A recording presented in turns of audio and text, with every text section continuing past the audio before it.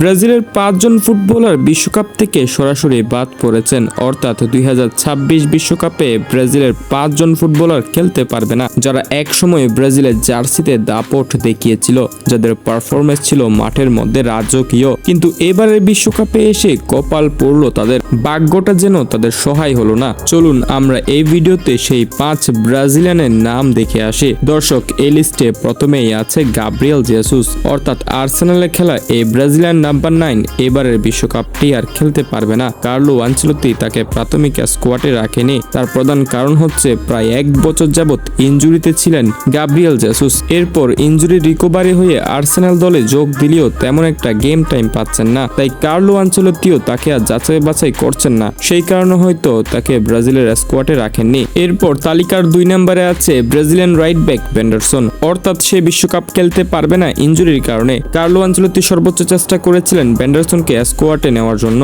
কিন্তু যে ভেন্ডারসনের ভাগ্যটা সহায় হলো না। ভেন্ডারসনের ইনজুরি বিশ্বকাপ অবধি রিকভারি হওয়া সম্ভব নয়, তাই ব্রাজিল তাদের মূল্যবান রাইট ব্যাক হারাচ্ছে এবারের বিশ্বকাপে। এবং ভেন্ডারসনের জায়গায় এবার মাঠে নামবেন ওয়েসলি। সেও দুর্দান্ত ফর্মে আছে তার ক্লাব রোমার হয়ে। দেখা যাক এবারের বিশ্বকাপে কেমন করতে পারে এই ব্রাজিলিয়ান রাইট ব্যাক। এরপর বাদ পড়ার লিস্টের তালিকার 3 নম্বরে আছে ব্রাজিলিয়ান রাইট উইঙ্গার এস্তেভাও উলিয়ান। এই ব্রাজিলিয়ান রাইট উইঙ্গার যে কেমন তারকা সেটা সকলেই জানেন। কার্লো আনচেলত্তির অধীনে এই ব্রাজিলিয়ান তারকা দুর্দান্ত খেলেছেন হলুদ জার্সিতে, কিন্তু কার্লো আনচেলত্তি তাকে আর বিশ্বকাপে পাচ্ছেন না, অর্থাৎ তার ক্লাব চেলসির হয়ে মাঠে নেমে ইনজুরি হয়ে গেছেন। এবং বিশ্বকাপের সময়ের মধ্যেই এস্তেভাও উলিয়ানের ইনজুরি রিকভারি হওয়া কখনোই সম্ভব নয়। এরপর এই লিস্টের 4 নম্বরে আছে রদ্রিগো, অর্থাৎ রিয়াল মাদ্রিদে খেলা ব্রাজিলিয়ান তারকা রদ্রিগো ইনজুরির কারণে বাদ পড়েছে এবং তার ইনজুরি রিকভারির সময়টা অনেক লম্বা, যার কারণে রদ্রিগোর ব্যাপারটা অনেক আগে থেকে কনফার্ম ছিল, অর্থাৎ সে যে বিশ্বকাপ খেলতে পারবে না সেটা অনেক আগে থেকেই নিশ্চিত ছিল।